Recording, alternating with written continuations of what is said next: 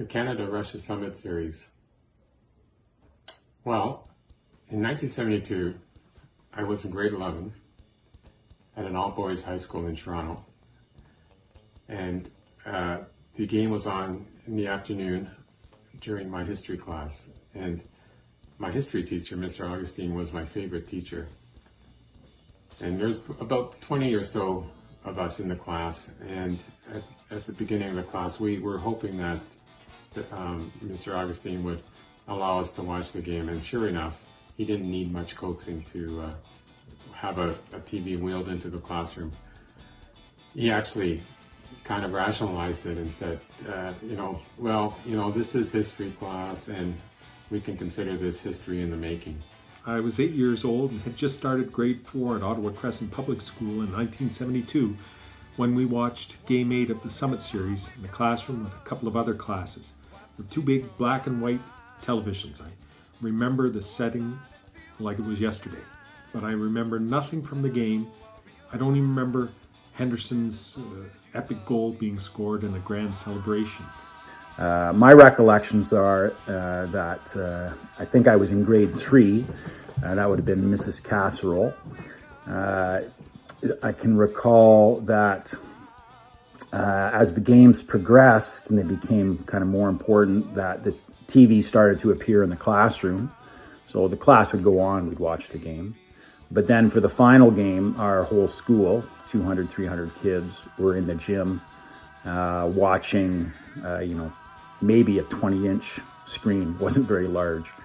But I can recall the cheers and the passion about it for sure. September 28, 1972. That was my first semester, nearing the end of my first month at Ryerson Polytechnical Institute. I was in civil engineering technology, and on the floor above us in the quadrangle was the radio and television communication arts program. When that game rolled around, everybody in that whole half of the quadrangle was situated outside one of their departments where televisions were set up, and everyone watched the majority of the game, especially the ending. 1972 was my final year at the Old Timmins High, grade 13.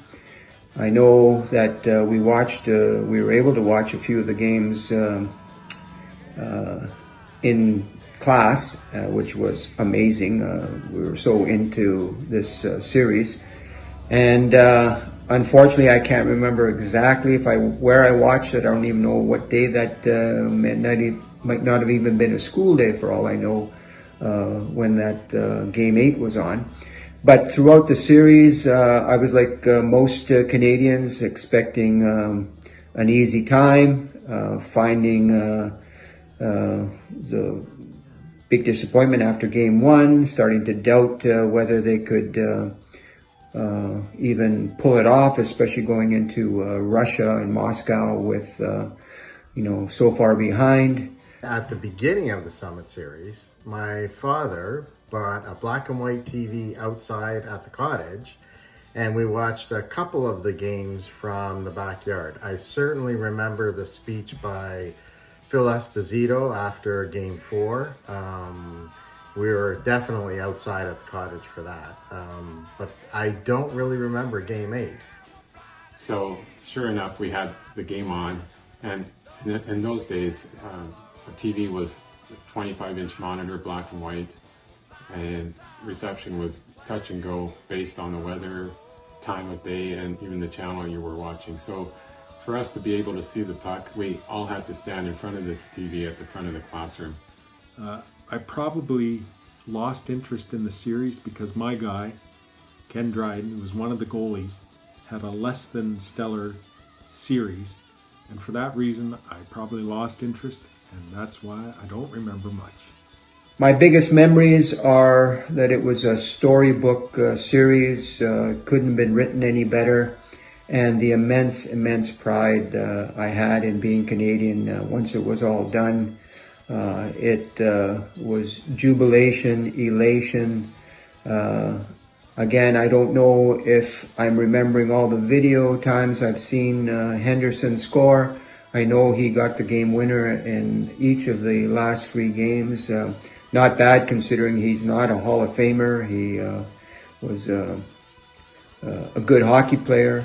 I, at the time, was a Buffalo Sabre fan, and I was disappointed that my 2 Sabres weren't playing. I was a big Richard Martin fan, my namesake, and Gilbert Perrault, French Connection at the time. But edge of your seat game, coming back, storybook finish. And again, just a great feeling afterwards. My recollections are fairly strong. Some of it's tainted because when I taught the exercise science, I always did a sport history unit, and one of the highlights of that unit, at least for me, was doing the 72 Summit Series and trying to get the kids to understand how passionate the country was and how important it was to the country at that time, and really still is. I have to say I can't remember much of the game, but I do remember the feeling I had when Henderson scored the final goal. Most of us didn't actually see the puck go in the net, so we had to rely on the Canadian players when they raised their arms, and we all, of course, cheered and heard a roar across the school when that happened. The place went absolutely berserk when Henderson punched the final goal into the net, and it was quite ironic that in a time when engineering students and artsy students didn't really get along so well, we were all the best of buddies up there, patting each other on the back. And it was a very Canadian moment, and one that I will never forget. Just something short and sweet. I know that later in the year, my grade 13 teacher, Mrs. Rose, wanted us to write a couple of pages on something that had meant a lot to you, or some kind of thing that had generated some great personal feelings in you. And I wrote about the Canada win in Game 8 and about how patriotic I felt. And I remember getting an excellent mark for it, and comments from her saying that I had really captured the moment. I was a little bit hesitant to join in on the celebration because I was worried that the goal was going to be disallowed. Throughout the series, there was a lot of controversial refereeing, and I was just worried that maybe, this one was going to be called back.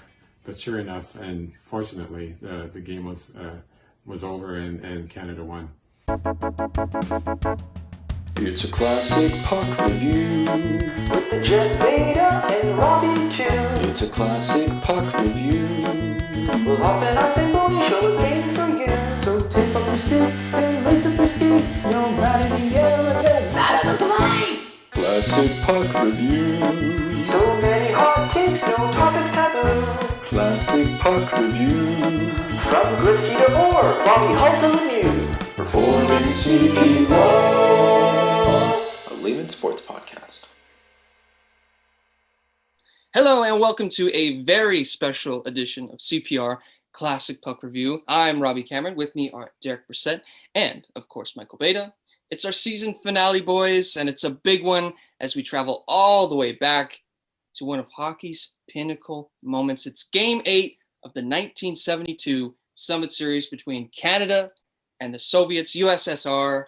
To say this was a battle for hockey supremacy just doesn't do this one justice well. So lads, I turn to you. I know it's a lot to cover, but give it a shot. Lay this one out for us. Give the people some context.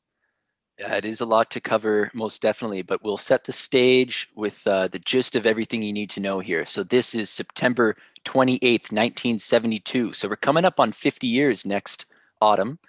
Hopefully there's some sort of massive tributes that they have in store for them, because this is quite possibly the most intense hockey game that was ever played. It was a Thursday, I believe. So Canada was granted pretty much a holiday. Population at the time was 22 million. Now we're almost at like 38, 39 million. We've grown substantially, but 1972 Canadian population census reports around 22 million. 16 out of those 22 million tuned into this game. massive, massive stakes, and we're going to set the stage right here. So basically, from the end of the Second World War onwards, the Soviet Union kind of slowly began developing this hockey empire. Basically, by the mid 50s, they started just straight up dominating the IIHF World Championships that were held in the spring. And they won 9 straight, in fact, between 1963 through 1971, all those 9 straight years. In fact, in 1972, they did get upset to Czechoslovakia, but I digress. They were the superpower because basically they were full-time professional hockey players. IIHF, the Olympics, they did not allow professionals to play. I mean, we've covered this in the last couple episodes we've done on international games, most notably the one we just did on the Lillehammer games with Peter Forsberg. But yeah, this is before any pros were allowed to play. These Soviet players were totally pros. They played in the Soviet League, but they were military men. Thus, that was their job, but they would just play hockey on the side full time. So they were the best of the best, and they would win almost every competition. Same with Czechoslovakia. They also had some finicky like professionalism going on. So whenever Canada would compete in these IIHF World Championships, they were eventually caught because the amateurs they'd send, oftentimes the winners of the Allen Cup for the top senior men's competition, they just couldn't compete with the best Soviet players. So towards the end of the 60s, after getting walloped time and time again, Hockey Canada was developed to try to negotiate something with the IIHF about allowing some contracted players the chance to compete in the World Championships and whatnot. And they thought, maybe we'll give it a try. We'll demo a couple small friendly tournaments to see if it'll work. But then next year they repealed that decision. The IIHF said no. So in 1970, Canada straight up just pulled the plug and stopped playing any international competition with the rest of the world. Throughout the winter of 1971, leading into 1972, a diplomat, Second Undersecretary Gary Smith in Soviet Union, heard reports that the Soviets were kind of getting discouraged with always dominating the international scene. They kind of wanted the chance to play against some of the top players in the world, most notably Canadian professionals. So they began kind of negotiating a friendship series, if you will. So by April of 1972, during the World Championships in Prague, negotiations were made. There was a gentleman by the name of Robert Ford, who was a Canadian ambassador, not the former crack-smoking mayor of Toronto, but Robert Ford passed the matter to Ottawa to negotiate a series, and Hockey Canada was given the task to kind of nail down some amendments and make it work. So basically by April of 1972, they decided we'll play 4 games in Canada, 4 games in the Soviet Union. All of them would be in Moscow, whereas the 4 games in Canada were kind of going from east to west across the nation, different venues. And we will play and we will have the best of the best. Team Canada versus Soviet Union. In late July, Team Canada was selected. Harry Sinden, the former coach and GM of the Boston Bruins, who won a cup in 70. He had recently retired from coaching, but in 72 came back out. John Ferguson, who had just retired a year before, the enforcer of Montreal throughout the 60s, he was the assistant. They picked 35 Canadian players, and then they had training camp starting a few weeks later. And basically training camp, all these guys are out of shape. The season hasn't been going on. The Soviets train relentlessly, and that's something that Canada was not prepared for, but the Soviets were definitely much more prepared than they were. So basically when it came time to play the first game on September 2nd, I believe, in Montreal at the Forum, Soviets had been training on Montreal time for 2 weeks leading up to that game. Canada came in unprepared and out of shape and lazy, and it was swelteringly hot in that building in the Forum that night. Canada got walloped 7-3. The whole nation was shocked. They couldn't believe what they were seeing. They thought it would have been a cakewalk. Reporters such as Dick Beddoes, this is paraphrasing, but he said something like, if Canada doesn't win at least 7 of the 8 games, I'll shred this column and eat it on the steps of the Russian embassy in a bowl of borscht. And they got walloped by 4 in game 1. So all of a sudden it kind of woke Canada up. They snapped back, won game 2, 4-1 at the Gardens, Maple Leaf Gardens. Peter Mahovlich, shout out to Peter Mahovlich, Timmins Schumacher boy, one of the greatest shorthanded goals of all time, one of the greatest national goals of all time. Shout out to Pete. They won that game 4-1. Then they tied in Winnipeg, and then Vancouver, basically the wheels fell off. Canada was booed throughout the game, and the Soviets were cheered by Vancouver supporters. Canada lost that game 5-3, and Phil Esposito gave a rousing, passionate speech about how the nation should get behind them for these last 4 games as they travel overseas, because they really need the support and they're doing their best. And it's pretty invigorating kind of gutsy speech for Phil to make, and it kind of resonated with the nation. So all of a sudden they got the support. 3,000 fans traveled with them to Moscow. And of course, under the Iron Curtain and the Soviet rule, it was pretty shady. So Some miscellaneous things were going on, some mishaps, so to speak. Team Canada had their beer stolen, their steaks were cut in half. A bunch of prank phone calls in the night. They think the KGB was watching them. Frank Mahovlich had some panic attacks. He was so uneasy about being over there. And game 5, after blowing a 3-0 and 4-1 lead, the Soviets won that game 5-4. So Canada was down 3-1 with the one tie in the series. So basically, if they wanted to win the series, they had to rally the last 3 games. Lo and behold, game 6, they win that narrowly 3-2. Game 7, they narrowly win that one 4-3. So now the series heading into this game is tied at 3 games apiece with that one tie. So basically, whoever wins this game wins the series. If they tie, it'll be 3-2. But heading into this game, the Soviets have a 2-goal advantage. If it does tie the series numerically, it goes to goals for. Soviets have scored 27 goals to Canada's 25. So you see the mindset if the Soviets maybe want to play for the draw. Canada's got to play for the win. We'll see how that goes. So much more to say. I know that was probably a fucking long intro. My bad, boys. But it is a robust thing to unpack. You know, I kind of like it sometimes when we just unleash beta and just let them go off for like 20 minutes on the intro and the behind the scenes stuff of a hockey game. I think you basically covered pretty much every single thing you could possibly cover for a little podcast intro about this game. Yeah, one of the biggest series ever played. It's kind of the first true best on best. These teams littered with Hall of Famers. Obviously, Team Canada. I mean, I could pretty much, it'd probably be faster for me to name the guys that aren't in the Hall of Fame on this roster than the guys that are in. But yeah, Park, Esposito, Gilbert, Cornway, Savard, Lapointe, Mahovlich, Clark, Dryden, Esposito's brother. Everyone's just all over the roster. The Soviets too. Harlamov, Yakushev, Tretiak, all big parts of this game. Harlamov is playing with a broken ankle that was given to him by Bobby Clark in game 6. He did miss game 7. Back for this one, he is the extra forward in this game, so he's used quite sparingly. And every time he is on the ice, it's like that dude looks like he's playing with a broken ankle. But yeah, there's a whole bunch of, great players on both sides in this one. And the one thing that really kind of strikes me about this game at the beginning is like watching the national anthems and the little like gift giving pregame ceremony celebration. It's like, this is like the most intense intro to a hockey game I think I've ever seen. Like the building doesn't even feel excited. It feels like, it's like, hey, like, actually the actual fate of nations is about to be settled, like in this hockey game, right? Like the actual, like the Cold War will be solved tonight and it will be done in 60 minutes of hockey instead of like an actual war. And I think it's one of those things where, looking back on it, you can see the intensity and you can kind of feel it in the arena. But I feel like it's just one of those things that, especially like in our lifetime, like we've never really experienced something like this. I think with that kind of political divide and what this game really meant to both these nations beyond the fact that it's just a hockey game. And you can like, there's moments in this game, and we'll get to them as it happens and stuff, where it's like, you can tell like, this is different. They're not even playing for anything. Technically, it's pure, like just bragging rights.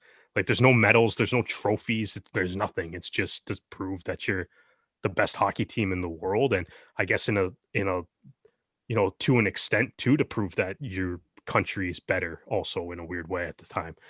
And you can tell, like, just, especially like the opening 5 minutes of this game is, if you knew none of the context that Beta just, so clearly and elegantly laid out there, that if you knew none of that context, even going into the first 5 minutes would be enough to show you that this game's different.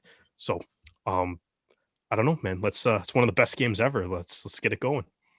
Canada, Russia, 1972, the granddaddy of them all. And Foster Hewitt is on the mic. Here we go, boys.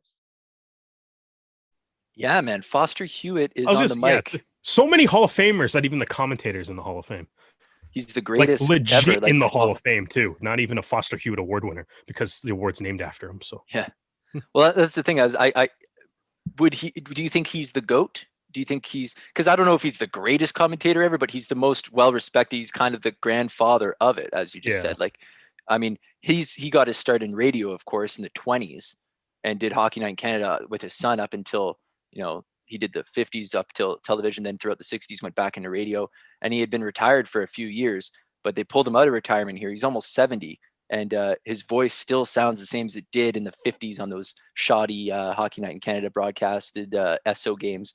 But he is amazing, and the way he describes the game is so radio-like, because he doesn't have any filler. He straight up describes the game as it is. If you were Stevie Wonder or Ray Charles watching this game, just like blind as a bat, just like you can totally know where the puck is because Foster Hewitt is guiding you through every second.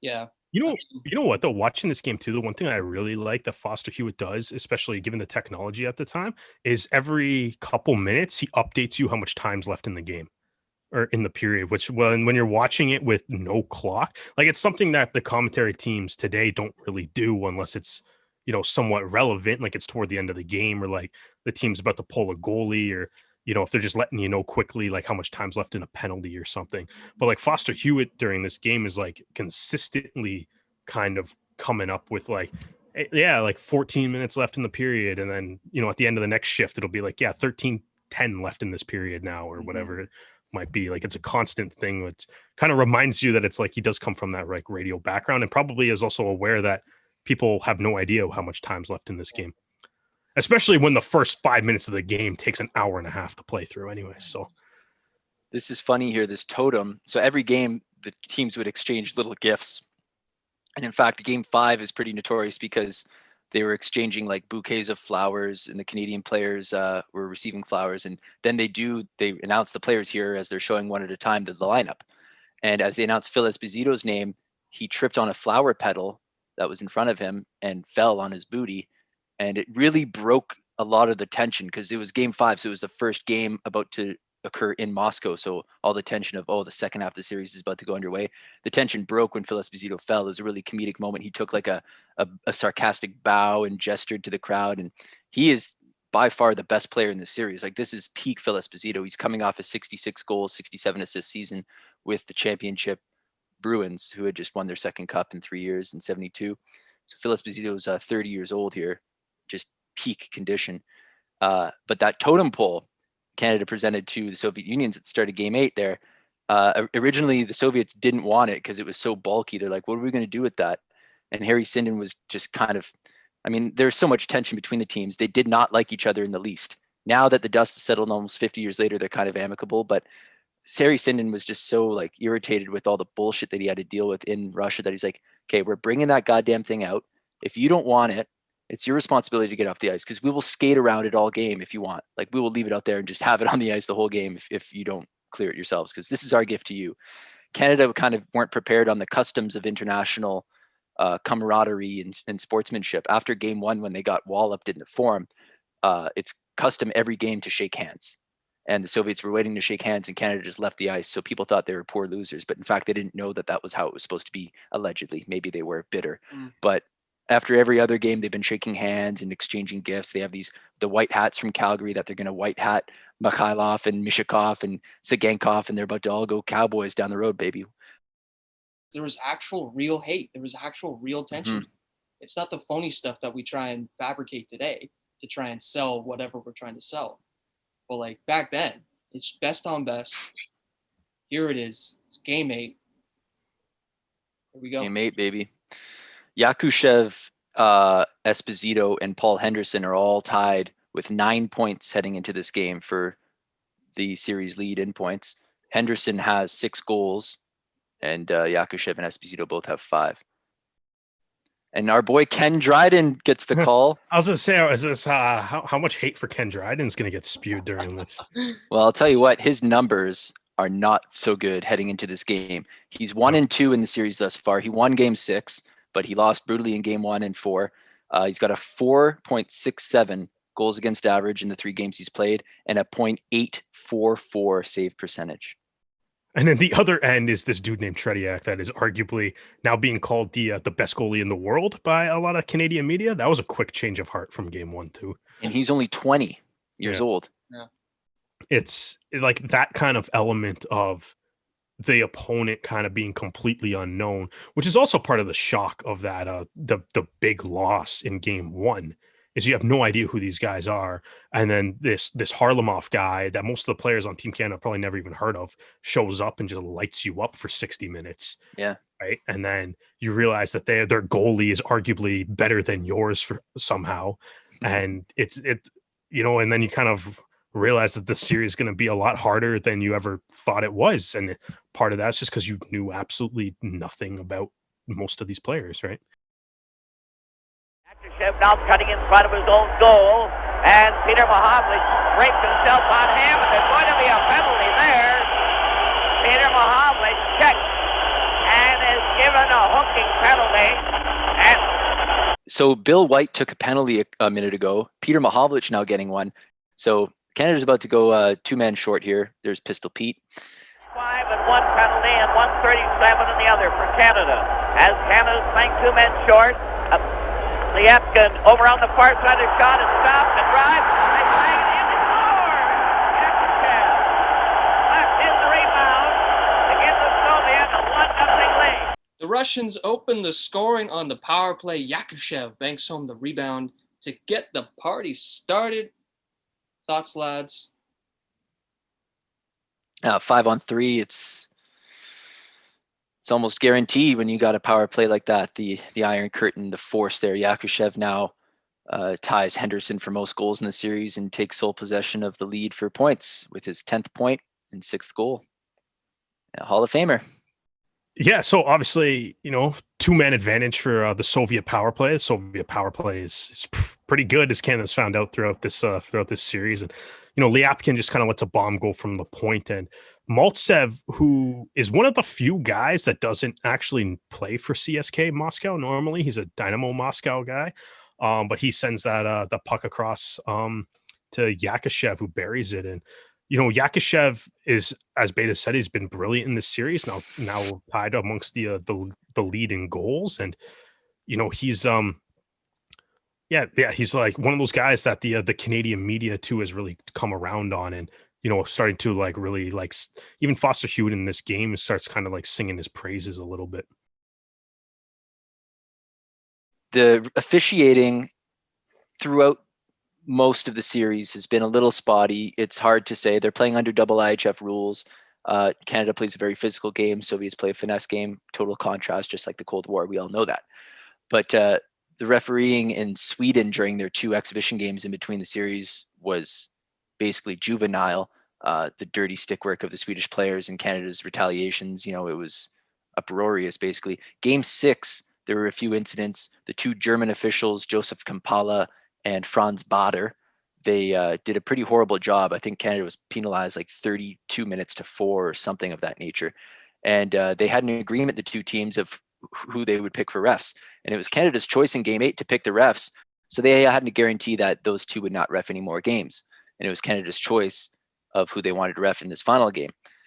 But the Soviets kind of went behind their back and got those 2 guys to ref again. So Canada, Alan Eagleson, who was in charge of the whole Hockey Canada at the time, and Team Canada's kind of ambassador for what a crooked guy he turns out to be, whatever. But at the time, he is kind of chaperone of Team Canada. And here's JP Parise getting another call. So it'll be the 3rd penalty in a matter of a minute. What they eventually compromised, Canada said they wouldn't play if those 2 guys refed again. So they compromised. They got Kampala to ref, but they swapped out Bader with a Czech referee, Rudolf Bata. So they got Bata instead of Bader. But here, Kampala is making all the horrendous calls that they thought he'd make. So Canada's about down 1-0 in the game. Here's JP Parise absolutely going ballistic. They show you what he's about to do in the replay, but he does one of the most heinous things I think I've ever seen. It's shocking no matter the time period. They'll show what he does, but he gets a match penalty for it. What do you guys think about this outburst from JP Parise? Here's what he did. Jesus. That's an now iconic image from this series and from this game, though, is JP Parise. I guess halfway through that, realizing he better not do this and kind of back off. But I think it kind of goes to kind of show what we were talking about in the intro, though, where it's this game's different. It's it means to the guys actually playing in this game, was it means a lot more than winning a hockey game to them. And I think this is just kind of one of those that incident that, I mean, he deserves to get kicked out of the game for doing it, because you really cannot do that. But I think it does kind of show like how much more the intensity is at just a different level in this game, right? And Well, Harry Sinden even throws a chair on the ice coming up here. yeah, that's coming up too, because I think that's after they announced that Parise is getting kicked out. And shout out to Espo there being the voice of reason, if you will, because he's like, Yeah, I have no idea how he managed to calm the refs down or calm like the whole team down and stuff after. Parise is still like skating on the ice. There's the chair. Somehow, yeah, there's the Bobby Knight chairs and the parts of the benches. Interference. Here's a pass back to Park. Cleared on the right side to Ellis. Right in front of the net for Phil Esposito as Canada at full strength for a change. And the Soviet a man short. Canadians having a chance. Here's a shot. Right on. Protection. They made it in. Phil Esposito knocked in the rebound. And the score is tied. Phil Esposito ties the game up on the power play Park with the assist. After all that hoopla, gents, we are all square at one. Crazy first period already. And it's just like halfway through almost. It's crazy. Oh, man, you see the passion of the players. They know how much this goal means to them. Like, they are so focused. They're so locked in. Esposito, classic Esposito positioning. It's where he scored the bulk of his 717 career goals. But yeah, he just has tied Yakushev now and Henderson for 6 goals in the series and has tied Yakushev for points again. Those two guys by far. I mean, I guess Harlamov up until his ankle injury, but Yakushev and Esposito are probably the 2 best players for their teams during the whole series. Man. So Esposito coming off the most successful season of any of the Canadians with his 133 points, 66 goals, 67 assists. Jean Rattel, 109 points in only 63 games the past season with New York. The goal a game line, the gag line with Gilbert and Vic Hadfield, who was on the team, but then asked to leave Moscow because he only featured in one game and was bitter about his ice time and wasn't playing really well, wasn't in shape. He was coming off a 50-goal season, so he kind of felt a sense of entitlement, and he asked to go back to Canada to get ready for training camp. He kind of pussied out along with a couple players like Jocelyn Gouvremont. But Rattel and Gilbert are sticking it through, and Rattel, fantastic season. Gilbert as well, 97 points in only 73 games the previous season. The Rangers were hot, man. They went to the Cup final and lost, so they were doing phenomenal at the time. Gilbert and Rattel, both 31 years old, arguably 2 of the greatest players to ever play there. And say what you want about like this time, this time period, about like, the technology, like the skills, where we're at with the game at this point, but like it's still such entertaining hockey. Like it's still so rudimentary, like the way people move, like the simplicity of it all compared to today's game, obviously, but it's so fascinating to watch how fast this is, how open it is, but yet like there's still so many more restrictions. You still have the offsides, you still have the 2-line passes. Or do they have 2-line pass in international play? Yep. Right? Yeah. Okay. Yep. So Yeah, this time they did, yeah. I guess maybe because it's the bigger ice, but it just feels like everything's so much more wide open. And I guess the big ice probably has a lot to do with that, but. Knocked it back to the blue line to Lutsenko. Lutsenko going into the corner. Played it back on the boards out to Sagankov. A shot went wide. Harlamov getting it again on that far wing. Passing back to Lutsenko. Here's another shot. He scores! A long shot from the blue line. And I don't think anyone touched that puck. Lutsenko with a blast from the point puts the Soviets in front once again. The assist goes to Harlamov.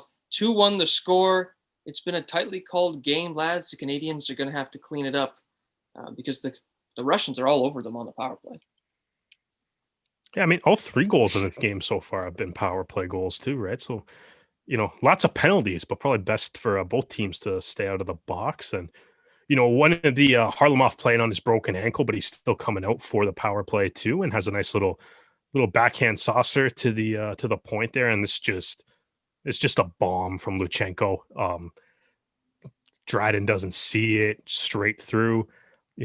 and like you kind of said, Robbie, it's like power play is dangerous, man. So you gotta kind of stay out of the box here. But what a shot from Luchenko.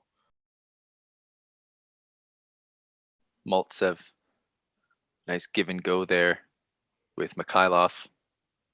Mikhailov was whistled a little bit, booed a little bit during the player intros, which is a shame. He's got 3 goals, 2 assists in the series. He's been productive. Is that because the Canadian fans in this game are awesome? They're like super loud, right? You can hear the "Go Ken," the "Go" chants throughout throughout the majority of the game, especially in some of the bigger moments. So is that do you think is that the Soviet crowd kind of booing them for some reason, or is that just some vocal Canadians? It's a good question because I don't know if the Soviet crowd is allowed to show that much emotion. Yeah. There's a rabble-rouser named Pierre Plouffe, a Quebec City water skier. In Game 6, he was blowing his bugle. Wait, is water skiing his profession at the time? Apparently. He went by his profession as a water skier. Was professional water skiing big in the 70s? I don't know, but shout out to Pierre Plouffe. He's blowing his bugle, and the cops told him, put it away. No paraphernalia like that in the stadium.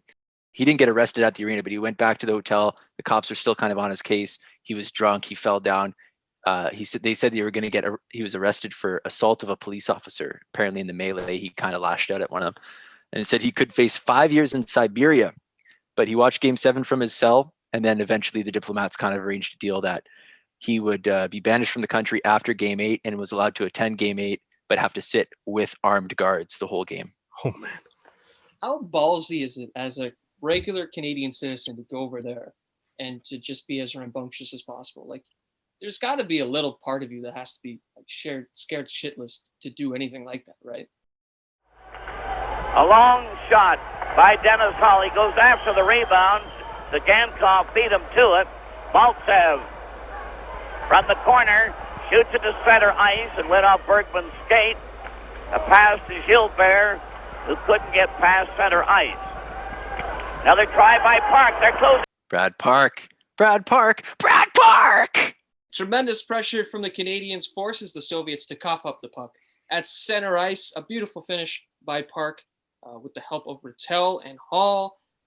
Gets this game back to even. Boys, talk about that pressure. Talk about that sequence. Great resolve from the Canadians. I'll say that from time and time again as this one goes on. But great pressure by the Canadians to get that puck back.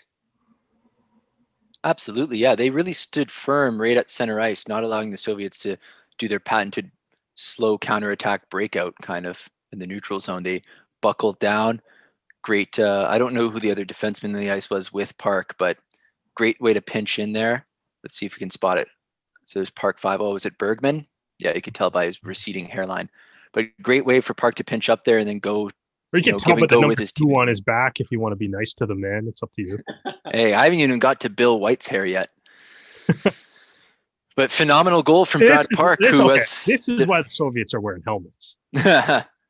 Something to be desired. Some of the Canadian players have fantastic flow, though. Like Rod Gilbert's flow is great. Espo's got it going with the burns. Even Henderson has a nice set of lettuce under that bucket, but doesn't want to show it off. But yeah, Brad Park had 24 goals on the blue line for the Rangers in 71-72, so he knows how to find the back of the net when need be. And Rattel had 63 assists the season before, so he knows how to dish the puck too. Here's a trip. Bergman was upset. He upset Maltsev. A roller comes right back out to center ice. Gusev, number 2 for the Soviet. Waiting with 4 seconds left. It goes into the corner.